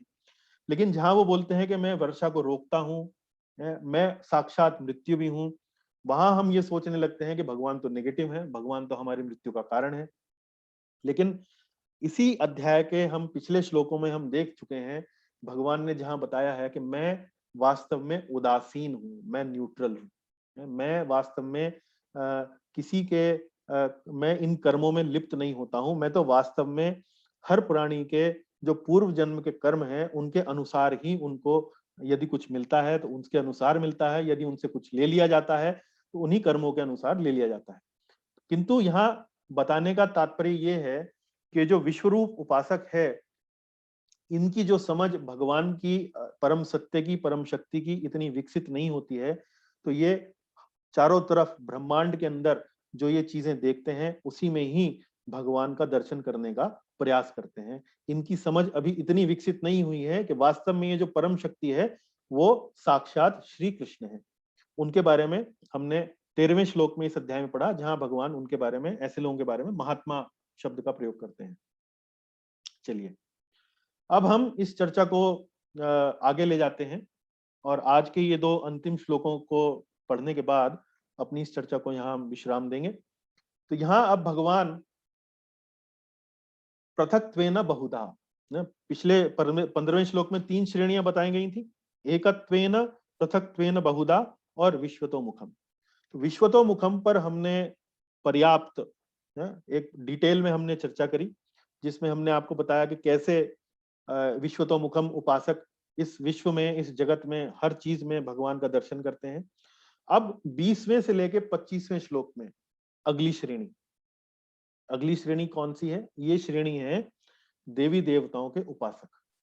ये जो विश्वरूप उपासक जो होते हैं, इसी वर्ग के जो लोग होते हैं, या इस वर्ग की जो समझ धीरे धीरे बढ़ती है, तो अब ये हर शक्ति को, ब्रह्मांड में जो शक्तियां अलग अलग हैं, जैसे सूर्य है, तो हर इस शक्ति को वो आइडेंटिफाई करने लगते हैं एक पर्सनैलिटी से, एक व्यक्तित्व से। कहते हैं इस शक्ति के पीछे एक व्यक्तित्व है, एक व्यक्ति है, एक देवी है, एक देवता है, उससे आइडेंटिफाई करने लगते हैं। इनको बोलते हैं देवी देवताओं के उपासक। तो यहाँ पर 20वें श्लोक में भगवान अब बोल रहे हैं त्रैविद्यमां सोमपः पूतपापा यज्ञरिष्ट्वा स्वर्गतिं प्रार्थयन्ते ते पुण्यमासाद्य सुरेन्द्रलोकम् अश्नन्ति दिव्यान् दिवि देव भोगान्। त्रैविद्या माम सोमपः पूतपापा यज्ञरिष्ट्वा स्वर्गतिं प्रार्थयन्ते। तो यहाँ देखिए इस 20वें श्लोक में जहां देवी देवताओं के उपासकों के बारे में भगवान हमें बता रहे हैं, वो कह रहे हैं त्रैविद्या। त्रैविद्या मतलब 3 प्रकार की विद्या। 3 प्रकार की विद्या, यहाँ पर उनका इशारा किस तरफ है? 3 प्रकार के वेदों से। तो ये 3 प्रकार के वेद कौन से हैं? ये हैं सामवेद, यजुर्वेद और ऋग्वेद। त्रैविद्या शब्द 3 वेदों का सूचक है, प्रभुपाद जी ने अपने तात्पर्य में लिखा है। तो इन वेदों में हम अपनी कक्षाओं में, आरंभ के जो हमारी जो कक्षाएं थी, जो कर्मयोग के ऊपर आधारित थी, उनमें हमने विस्तार से इस बात पर चर्चा करी है कि वेदों में जो अधिकतर जो मंत्र इत्यादि जो दिए गए हैं, उनका जो उद्देश्य है वो है कर्मकांड। कर्मकांड का अर्थ क्या है? कर्मकांड का अर्थ है धार्मिक रूप से अपनाई जाने वाली भौतिकता। धार्मिक रूप से अपनाई जाने वाली भौतिकता, यानी कि रिलीजियस मटेरियलिज्म। और धार्मिक रूप से यदि हम कोई इंद्रिय सुख उपभोग करते हैं, उसको हम कर्मकांड कहते हैं। इसका अर्थ क्या है? जैसे यहाँ चित्र में दिखाया गया है, चित्र में देखिए कि यहाँ चंद्रमा, सूर्य, वर्षा, जैसे ये इंद्र दिखाए गए हैं, ये वर्षा कर रहे हैं। सूर्य दिखाए गए हैं, ये स्वास्थ्य प्रदान करते हैं। इस प्रकार से कुबेर हैं, लक्ष्मी जी दिखाई गई हैं जो धन देती हैं। इस प्रकार से जो ये अनेक जो अन्य इस प्रकार से जो देवी देवता जो दिखाए गए हैं, इनका कर्मकांड का अर्थ क्या है कि जब जीव जो है वो अपनी भौतिक आवश्यकताओं की पूर्ति के लिए देवी देवताओं की उपासना करते हैं, और देवी देवता जो है उस आवश्यकता को जीव की पूरा करते हैं, इसको कर्मकांड कहा गया है। तो यहाँ पर त्रैविद्या, तो हमने त्रैविद्या शब्द का अर्थ बताया 3 प्रकार के वेद। तो वेदों में जो अधिकतर जो मंत्र हैं, 80%, 90% जो वेदों में जो ऋचाएं हैं, जो मंत्र जो दिए गए हैं, वो वास्तव में देवी देवताओं की उपासना हेतु दिए गए हैं। और उनकी उपासना इसलिए करने के लिए दिए गए हैं ताकि जो जीवात्मा है, जो साधक है, वो अपनी भौतिक इच्छाओं की पूर्ति जो है वो एक धार्मिक तरीके से कर सके। तो ये कोई सर्वश्रेष्ठ पूजा की विधि नहीं है, लेकिन धार्मिक है। वेद भी जो है वो भगवान द्वारा ही दिए गए हैं, इसलिए ये मान्य है, इनका भी आदर किया जाना चाहिए। किंतु ये सर्वोच्च पूजा की विधि नहीं है, सर्वोच्च आध्यात्मिकता नहीं है। इसमें जो जीव है वो अपनी भौतिक आवश्यकताओं को एक धार्मिक वैदिक तरीके से पूरा करने के लिए देवी देवताओं की उपासना करते हैं। तो उसी के लिए यहाँ पर त्रैविद्या शब्द आया है, जिसका अर्थ है 3 प्रकार के वेद। त्रैविद्या माम सोमपः पूतपापा, जो वेदों का अध्ययन करते हैं तथा सोम रस का पान करते हैं, वे स्वर्ग प्राप्ति की गवेषणा करते हुए अप्रत्यक्ष रूप से मेरी पूजा करते हैं। त्रैविद्या माम सोमपः पूतपापा यज्ञरिष्ट्वा स्वर्गतिम प्रार्थयन्ते। तो यहाँ ऐसे उपासकों की मानसिकता बताई गई है। मानसिकता क्या है कि वो इस प्रकार की ये जो पूजा की जो विधियां हैं, जो यज्ञ इत्यादि करते हैं, वेदों में जो ये जो मंत्र इत्यादि दिए गए हैं, इनके द्वारा जो देवी देवताओं की जो उपासना करते हैं, वो वास्तव में किस लिए करते हैं? स्वर्ग जाने के लिए। स्वर्गतिम प्रार्थयन्ते ते पुण्यम असाध्य सुरेंद्र लोकम अश्नंति दिव्यान दिवि देव भोगान। वे पाप कर्मों से शुद्ध होकर इंद्र के पवित्र स्वर्गिक धाम में जन्म लेते हैं, जहां वे देवताओं का सा आनंद भोगते हैं। तो इस प्रकार से जब वो देवी देवताओं की उपासना करते हैं तो वे पुण्य कमाते हैं। उनके जो कर्म हैं वो पुण्य कहलाते हैं, और इन पुण्य कर्मों को संचित करते करते वो सुरेंद्र लोकम, सुरेंद्र मतलब इंद्र, लोकम मतलब सुरेंद्र का लोक क्या है? उसको स्वर्ग कहा गया है। इंद्र कौन है? स्वर्ग के राजा। तो ये इस प्रकार के पुण्यों को एकत्रित करते करते सुरेंद्र लोकम, वे पाप कर्मों से शुद्ध होते हैं, इंद्र के पवित्र स्वर्गिक धाम में जन्म लेते हैं, जहां वे देवताओं का सा आनंद भोगते हैं। अश्नंति दिव्यान दिवि देव भोगान। अश्नंति मतलब आनंद भोग करते हैं। दिव्यान, दिवि देव भोगान, जो देवताओं से संबंधित देवताओं का सा आनंद भोगते हैं। तो स्वर्ग में आनंद जो है वो प्रचुर मात्रा में उपलब्ध है, वहां पर बहुत अधिक मात्रा में आनंद उपलब्ध है। तो ऐसे ही लोगों के बारे में यहाँ पर व्याख्या की गई है कि जो वेदों का अनुसरण करते हैं और सोम रस का पान करते हैं। तो सोम रस की यहाँ व्याख्या हुई है। तो बहुत से लोगों को ये भ्रांतियां हैं कि सोम रस जो है वो कोई एक प्रकार की मदिरा है या शराब है। ऐसा नहीं है। तो शराब जो होती है उसका जो असर होता है पीने पर, वो होता है, वो व्यक्ति को तमोगुण की ओर धकेलती है। लेकिन सोमरस जो होता है, जो यज्ञ करने के बाद ही प्राप्त किया जाता है, सोमरस का जो असर होता है शरीर पर, वो सत्वगुणी होता है, वो चेतना को सत्वगुण की ओर लेके जाता है। तो सोमरस जो है यहाँ पर उसकी तुलना मदिरा से या शराब से नहीं की गई है। लेकिन ऐसे लोगों की मानसिकता बताई गई है कि जिनका वेदों का अध्ययन करने का तात्पर्य है, उनका जो प्रयोजन है वो मात्र ये है कि हमें स्वर्ग की प्राप्ति हो, हमें और आनंद और सुख जो है वो भोगने के लिए हमें वहां पर अवसर मिले। तो ये यहाँ पर इसका अर्थ बताया गया है। और इसी चीज को भगवान अब चर्चा में आगे ले जाते हैं। वो अगले श्लोक में 21वें श्लोक में बताते हैं कि ये जो उपासना है वास्तव में ये कोई बहुत अच्छी उपासना नहीं है। इसका जो परिणाम है अंत में यही होता है कि व्यक्ति को बार बार जन्म और मृत्यु के चक्र में वापस लौटना पड़ता है। देखिए कैसे भगवान श्री कृष्ण यहाँ पर अब अर्जुन को अगले श्लोक में बताते हैं कि ये उपासना कोई बहुत अच्छी नहीं है। वो कहते हैं, ते तम भुक्त्वा स्वर्गलोकम विशालम शिण्य पुण्य मर्त्य लोकम विशन्ति एवं त्रयी धर्म मनु प्रपन्ना गतागतम काम कामा लभन्ते। वे कहते हैं, ते तम भुक्त्वा स्वर्गलोकम विशालम। ते तम भुक्त्वा मतलब जब वे भोग लेते हैं, स्वर्गलोकम विशालम, इतने विशाल, इतने वैभवशाली, इतने इंद्रिय सुख को जब वो इस विशाल स्वर्ग में भोग लेते हैं, ते तम भुक्त्वा स्वर्गलोकम विशालम क्षीणे पुण्य मर्त्य लोकम विशन्ति। और जब उनके जो पुण्य हैं, जो उन्होंने इस पृथ्वी पर अनेक प्रकार के देवी देवताओं के यज्ञ करके जो कमाए हैं, जिनकी व्याख्या पिछले श्लोक में हुई है, तो जब वो पुण्य उनके क्षीण हो जाते हैं, क्षीणे पुण्य मर्त्य लोकम विशन्ति, जब उनके वे पुण्य क्षीण हो जाते हैं तो वे मर्त्य लोकम मतलब पृथ्वी लोक, तो वे मर्त्य लोकम विशन्ति, तो वे पृथ्वी लोक पर ही पुनः वापस लौटते हैं। इस प्रकार जब वे विस्तृत स्वर्गिक इंद्रिय सुख को भोग लेते हैं और उनके पुण्य कर्मों के फल क्षीण हो जाते हैं, तो वे इस मृत्यु लोक में पुनः लौट आते हैं। एवं त्रयी धर्मम अनुप्रपन्ना गतागतम काम कामा लभन्ते। इस प्रकार जो तीन वेदों के सिद्धांतों में दृढ़ रहकर एवं त्रयी धर्मम अनुप्रपन्ना, इस प्रकार एवं त्रयी धर्मम मतलब जो तीनों वेदों, पिछले श्लोक में क्या शब्द आया था? त्रैलोकी, त्रय विद्या, और यहां पर आ रहा है त्रयी धर्म। त्रयी धर्म मतलब वही उन्हीं 3 वेदों के बारे में यहाँ भगवान बोल रहे हैं। इसी प्रकार जो इन वेदों को सिद्धांतों में दृढ़ रहकर इनके द्वारा जो इंद्रिय सुख उनको मिलता है, उनका उस इंद्रिय सुख को लेने के बाद जब वे वापस लौटते हैं तो उन्हें भी जन्म मृत्यु का चक्र ही मिल पाता है।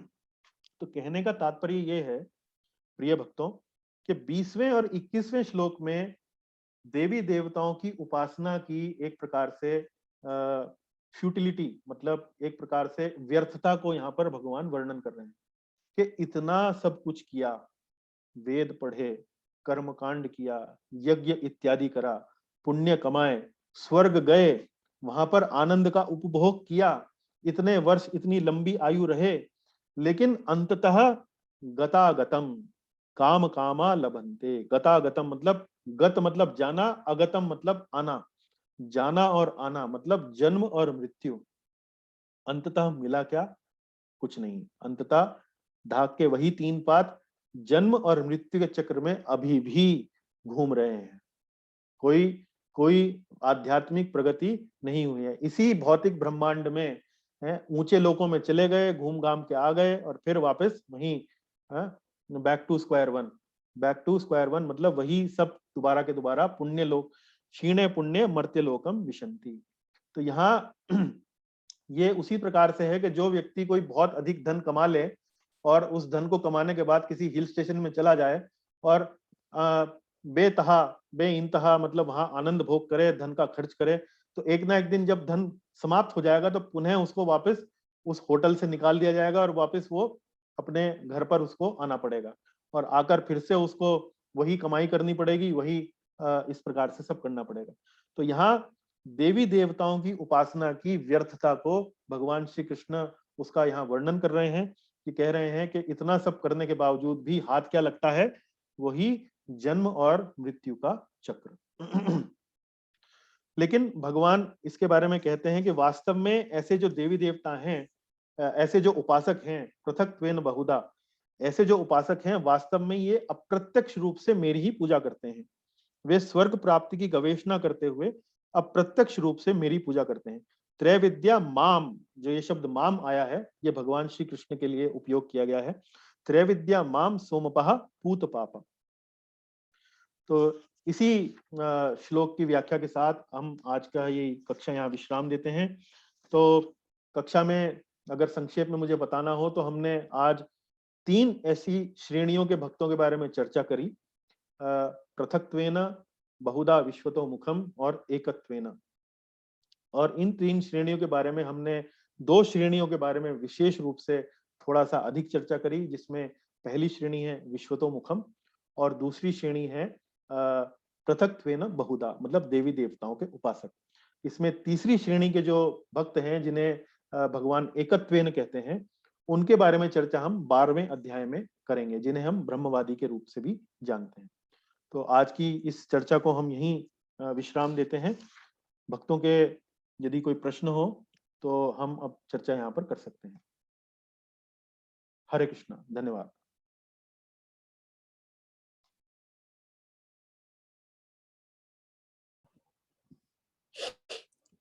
हरे कृष्ण। हरे कृष्णा प्रभु जी।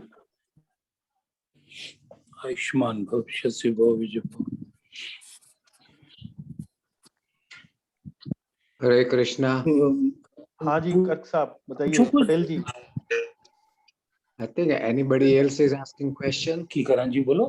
नहीं पूछिए आप। कैसे हो? हाँ जी मैं अच्छा हूँ, आप बताइए।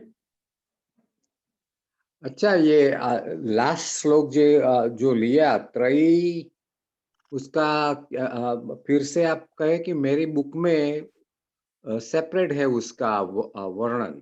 हाँ जी बताइए। इसको 2 अर्थ यूजुअली लेते हैं कई लोग। इसका अर्थ धर्म अर्थ ये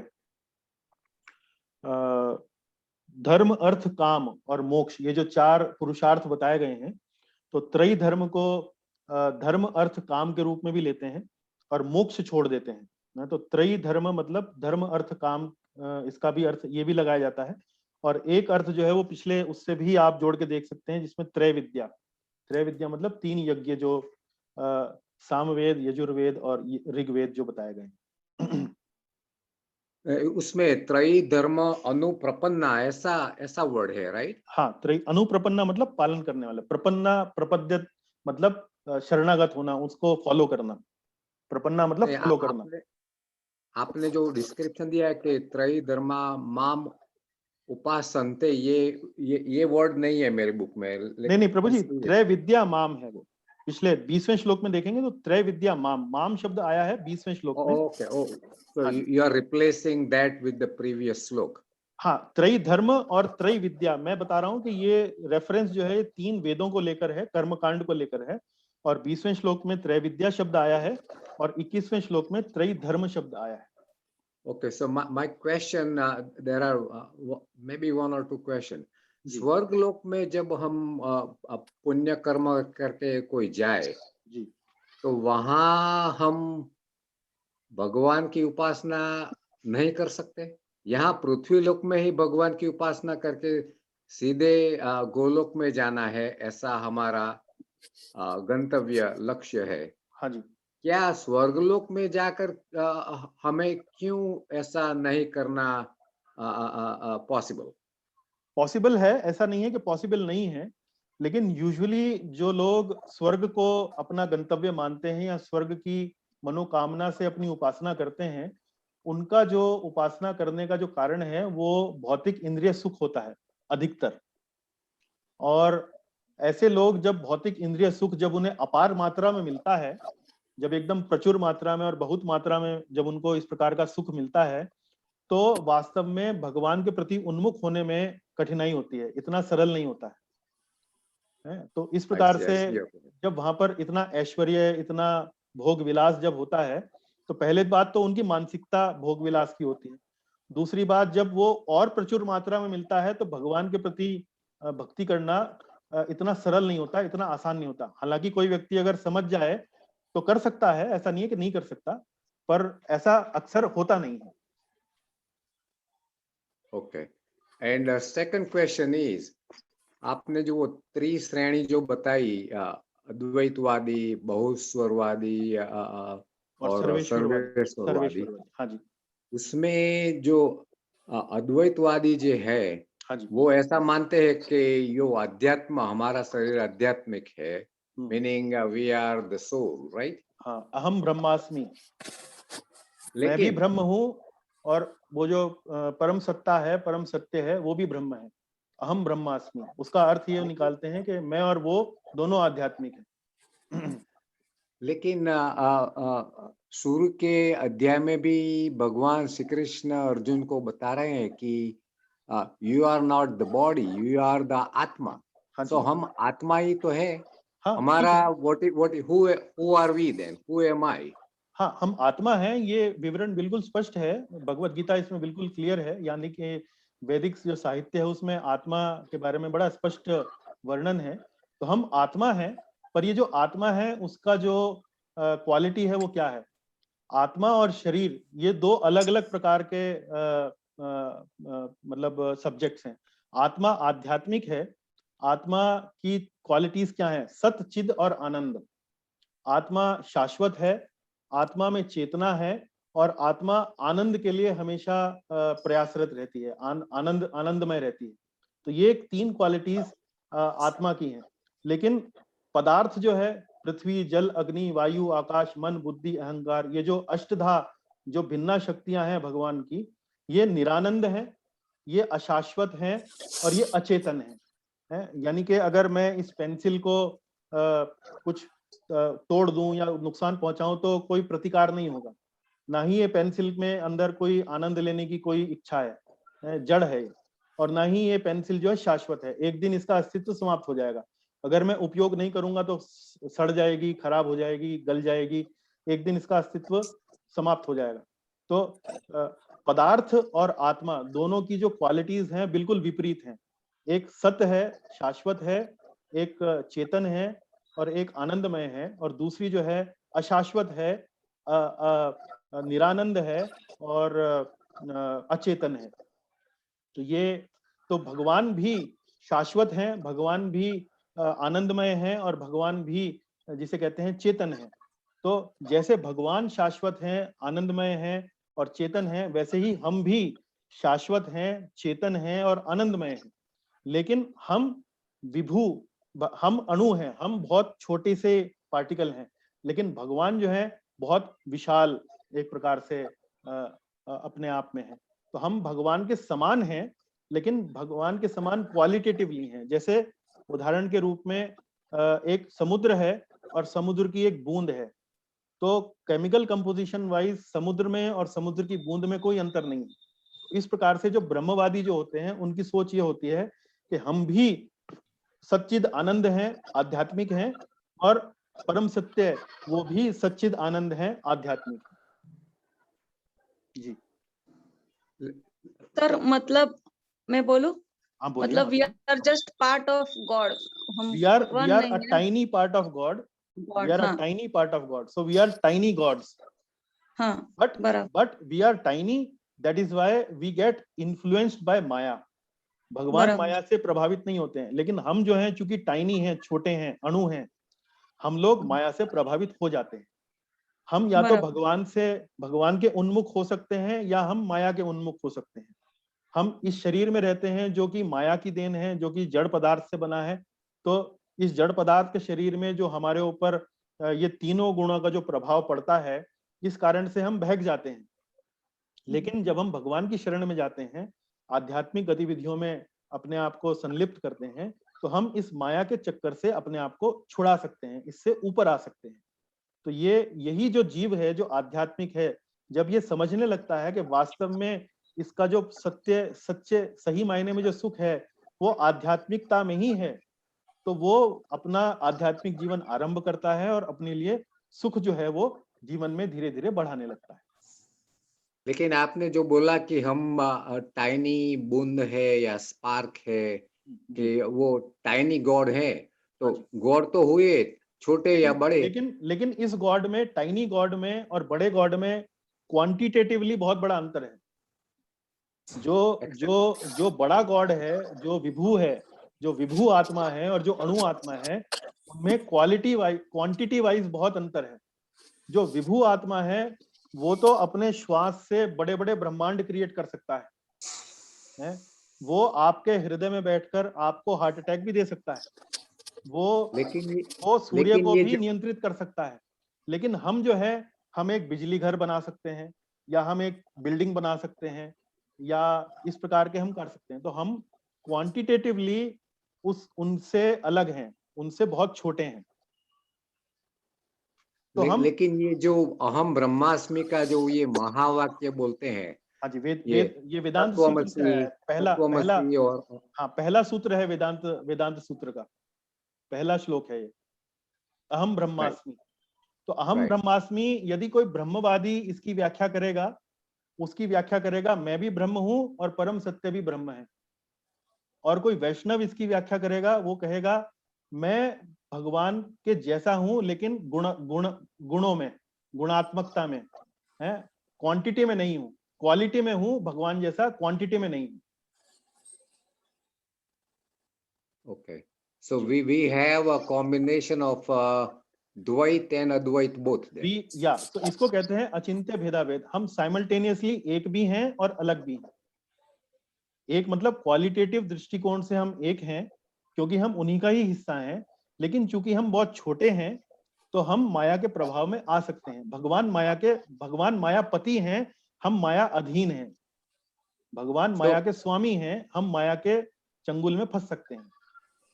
So इसमें भी ऐसा, if we are tiny gods, then उसमें भी वो बहु ईश्वरवाद आ गया ना? हाँ, तो ये जो देवी देवता होते हैं, ये भी एक प्रकार से भगवान का ही अंश हैं। ये भी एक प्रकार से तटस्था शक्ति बोले जाते हैं, मार्जिनल एनर्जी जिन्हें बोलते हैं। वो भी अब आप अगर अपने ये पुराण इत्यादि पढ़ें, तो आप देखेंगे इंद्र जो है वो कई बार बहक जाता है, कई बार वो गर्व से, अहंकार से भर जाता है। जैसे आपने देखा होगा गोवर्धन लीला में वो अहंकारवश वृंदावन के ऊपर बहुत प्रचुर मात्रा में वर्षा करता है, और वो सोचता है कि ये जो छोटा सा बालक है, ये तो मात्र एक छोटा सा बालक है, ये क्या मेरा बिगाड़ लेगा। लेकिन वो भूल जाता है कि वो वास्तव में श्री कृष्ण है, और फिर वो अपनी पश्चाताप करता है, और फिर वो आता है, भगवान से क्षमा मांगता है और फिर भगवान उसको क्षमा करते हैं। इसी प्रकार आप ब्रह्मा जी का भी आप ले सकते हैं। भागवतम में प्रकरण आता है ब्रह्म विमोहन लीला, जिसमें ब्रह्मा जी सोचते हैं कि जब भगवान श्री कृष्ण अगासुर नामक असुर का वध करते हैं तो वो यकीन नहीं कर पाते हैं कि ये वास्तव में समूचे ब्रह्मांड के अखिल अखिल कोटि अनंत कोटि ब्रह्मांड नायक हैं। ये तो वास्तव में संपूर्ण पूर्ण पुरुषोत्तम भगवान है। वो सोच नहीं पाते हैं। वो देखते हैं कि ये श्री कृष्ण जो है अपने बाल गोपाल सखाओं के साथ यहाँ पर खाना खा रहे हैं, लंच कर रहे हैं, तो ये तो एक सामान्य बालक हैं। तो वो उनके गोप बालकों को चुरा के ले जाते हैं। लेकिन भगवान श्री कृष्ण अपना ही विस्तार करके वो गोप जो ग्वाल बाल हैं उनका रूप प्रकट करते हैं और ब्रह्मा जी को 1 साल बाद फिर होश आता है। वो देखते हैं अरे ये बालक, इनको तो मैं ले आया था, पर ये बालक तो अभी भी श्री कृष्ण के साथ वहां पर वृंदावन में लीलाएं कर रहे हैं। तब उन्हें अपनी भूल का एहसास होता है और वो भगवान श्री कृष्ण के सामने आते हैं, उनके लिए प्रार्थनाएं बोलते हैं, उनसे क्षमा मांगते हैं। भगवान श्री कृष्ण उनसे एक शब्द नहीं बोलते हैं ब्रह्मा जी से, लेकिन ब्रह्मा जी चूंकि पहले ही एक बड़े उन्नत भक्त हैं भगवान के, लेकिन भूल चूक मान लीजिए जैसे हो जाती है तो उस प्रकार से वो क्षमा याचना करते हैं। तो ये सारे जो कथाएं हैं, जो लीलाएं हैं, वो भागवतम में आप पढ़ सकते हैं। Thank you so much. हरे कृष्णा। Thank you. हरे कृष्ण जी। हरे कृष्ण प्रभु जी। हाँ, शिखा माता जी भी हाथ उठा रही हैं, वो भी कुछ प्रश्न पूछना चाहती हैं। जी हरे कृष्णा प्रभु जी। हाँ प्रभु जी, ये 20 श्लोक में जो ये लिखा है ना, भगवान बोलते हैं कि वो अप्रत्यक्ष रूप से मेरी ही पूजा करते हैं। हाँ जी। तो इसका मतलब जो हम देवी देवताओं की पूजा कर रहे हैं वो भी अप्रत्यक्ष रूप से भगवान की ही पूजा कर रहे हैं। हाँ, लेकिन अभी आप देखिए अगली क्लास में आप पढ़ेंगे 23वां श्लोक। 23वें श्लोक में ये है, ये अप्य अनन्य देवता भक्ता यजन्ते श्रद्धयान्विता ते अपि मामेव कौन्तेय यजन्ते अविधि पूर्वकम। तो भगवान ऐसी पूजा को त्रुटिपूर्ण मानते हैं। वो कहते हैं त्रुटिपूर्ण है। तो देखिए, यदि आपको पूजा उपासना करनी है तो साक्षात पूर्ण पुरुषोत्तम भगवान की क्यों ना करें, जिनकी उपासना करने से समस्त देवी देवताओं की उपासना स्वतः हो जाती है। लेकिन देवी देवताओं की उपासना करने से भगवान की उपासना त्रुटिपूर्ण ढंग से होती है। भगवान कहते हैं कि उनके द्वारा जो लाभ हमें प्राप्त होते हैं देवी देवताओं की उपासना के द्वारा, वो वास्तव में मैं ही देता हूं और उनकी श्रद्धा को भी मैं ही एक प्रकार से दृढ़ करता हूं। लेकिन ये त्रुटिपूर्ण उपासना है, यजन्त्य अविधि पूर्वकम। तो ये उस श्रेणी के लोग हैं जो देवी देवताओं की उपासना विशेष रूप से अपनी किसी भौतिक इच्छा को पूरा करने के लिए करते हैं। और भगवान कहते हैं कि ये जो देवी देवता हैं ये मेरे से स्वतंत्र नहीं है। ये कोई भी लाभ यदि इस जीवन में किसी को देते हैं तो वो लाभ वास्तव में मेरे द्वारा ही सैंक्शन होकर आता है, जब ही वो इस लाभ को दे सकते हैं। क्योंकि देवी देवताओं के बारे में मैंने आपको बताया ना, ये भी वास्तव में भगवान की तटस्था शक्ति हैं, ये भी माया के अधीन हो सकते हैं, ये भी एक प्रकार से भटक सकते हैं। हाँ जी। और एक और इसमें जैसे लिखा है ना कि 3 वेदों का वर्णन है। वेद जैसे 4 हैं, अथर्ववेद का मतलब किस मतलब 3 वेदों का ही क्यों उसमें उल्लेख है, ये थोड़ा सा कंफ्यूजिंग लग रहा है। माता जी, इन वेदों में विशेष रूप से कर्मकांडी जो मंत्र दिए गए हैं विशेष रूप से अधिक हैं, इसलिए यहाँ पर त्रय विद्या माम सोमपः पूत पापा यहाँ पर वर्णन आया है। इनमें कर्मकांडी जो ऋचाएं हैं, जो प्रार्थनाएं हैं, उनका अधिक वर्णन इन 3 वेदों में है। अथर्ववेद में नहीं है, वो इतना नहीं है। जी थैंक यू प्रभु जी। जी माता जी। चलिए, और कोई भी मेरे ख्याल माता जी हरे कृष्ण प्रभु जी। हरे कृष्ण प्रभु जी। हाँ माता जी, आपने जो त्रैविद्या में 3 वेदों बताए, हाँ जी, वो सामवेद, यजुर्वेद और तीसरा कौन सा बोल में बरोबर सुन नहीं पाई। ऋग्वेद है माता जी। इसमें आप प्रभुपाद जी की गीता पढ़ सकती हैं। प्रभुपाद जी की गीता में वर्णन किया गया है उनका। ऋग्वेद बरोबर बरोबर। आप उनकी टीका पढ़ सकते हैं, उनकी टीका पढ़ सकते हैं। हाँ, थैंक यू। हाँ जी। चलिए, इसके अलावा आपका कोई और प्रश्न है? कोई और आप? प्रभु जी। यस प्रदीप प्रभु। हरे कृष्णा। हरे कृष्णा जी। हरे कृष्णा। हाँ जी। हाँ, नमस्कार। हाँ शिवन जी बोलिए प्रभु जी। नहीं बस I just want to thank you.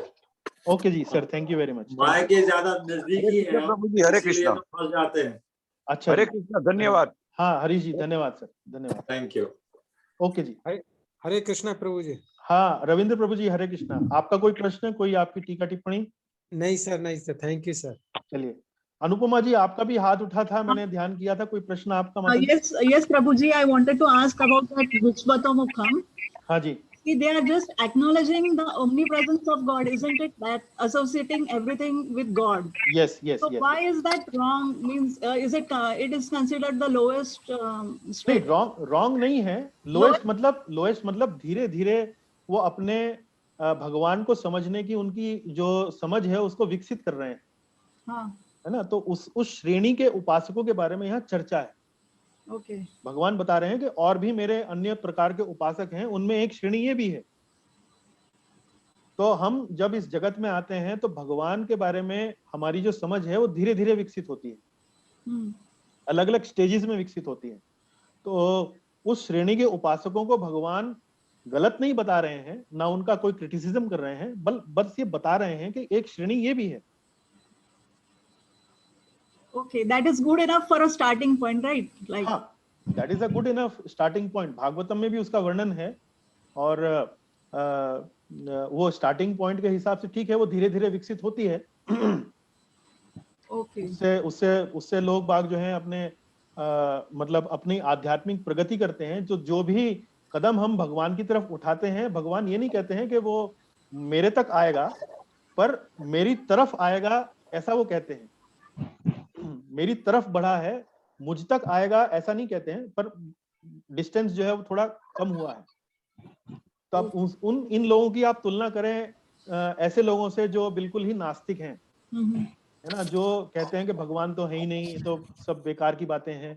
तो ऐसे लोगों के मुकाबले, ऐसे लोगों की तुलना में तो विश्वतोमुखम कहीं अधिक श्रेष्ठ हैं। वो कम से कम आध्यात्मिक रूप से एक परम सत्ता को, परम सत्य की पहचान को या उपस्थिति को एक्नॉलेज तो कर रहे हैं। उनके अंदर एक शरणागति का भाव तो है कि भाई ये सूर्य जो है, मुझे इसकी किरणें मिल रही हैं, वो वास्तव में मेरे ऊपर कृपा हो रही है, वो किसी की कृपा हो रही है मेरे ऊपर। वो कौन है उसके बारे में समझ अभी विकसित नहीं है पूरी, लेकिन वो मन ही मन सोच रहे हैं कि हाँ ऐसा है। और शास्त्रों में इस प्रकार की उपासना को प्रमाणिक बताया गया है, पर सर्वोच्च नहीं बताया गया है। Okay, thank you. 15वां श्लोक थोड़ा कठिन है, लेकिन बार बार पढ़ने से थोड़ा समझ में आ जाएगा। हाँ अवश्य। आपने बहुत अच्छी तरह से समझाया, चलिए, लेकिन बहुत डीप में थोड़ा पढ़ना पड़ेगा उसको। हाँ, नहीं ठीक है, आप बार बार सुनिए, प्रवचन को सुनिएगा, रिकॉर्डिंग अवेलेबल रहेगी। फिर भी कोई आपके मन में शंका हो तो उपस्थित है, आप कभी भी बातचीत कर सकती हैं, पूछ सकती हैं। हाँ। हरे कृष्णा। हरे कृष्णा माता जी। चलिए फिर आज का कार्यक्रम यहीं इसको विश्राम देते हैं। अगले कार्यक्रम में पुनः हम आपसे जुड़ेंगे। इसके अलावा भी कोई आपकी शंका हो तो आप व्हाट्सएप पे भी बात कर सकते हैं। हरे कृष्णा प्रभु जी। हरे कृष्णा, हरे कृष्णा, हरे कृष्णा। हरे कृष्णा माता जी। छाबड़ा साहब को कोई प्रश्न था मेरे ख्याल से। अच्छा, मैं भूल गया। करतार जी कोई प्रश्न है आपका? प्रभु ताऊ जी नहीं है मेरे ख्याल, अभी शायद नहीं है। फिर उनसे तो बात होती रहती है, वो इंग्लिश क्लास में भी आते हैं, फिर चर्चा हो जाएगी। आपका इंग्लिश क्लास कब होता है? इंग्लिश क्लास जी शनिवार को होता है। वो ईशोपनिषद पे हम लोग कर रहे हैं अपनी कक्षाएं। समय जो है उसका 5:30 बजे है। लिंक यही है, पासवर्ड यही है। ओके जी, थैंक यू, बहुत बहुत धन्यवाद। थैंक यू प्रभु जी। थैंक यू माता जी। हरे कृष्ण। हरे कृष्णा सर। हरे कृष्ण प्रभु जी, धन्यवाद। हरे कृष्णा संजीव प्रभु, धन्यवाद। कृष्णा प्रभु जी। हरे कृष्णा जी, हरे कृष्णा।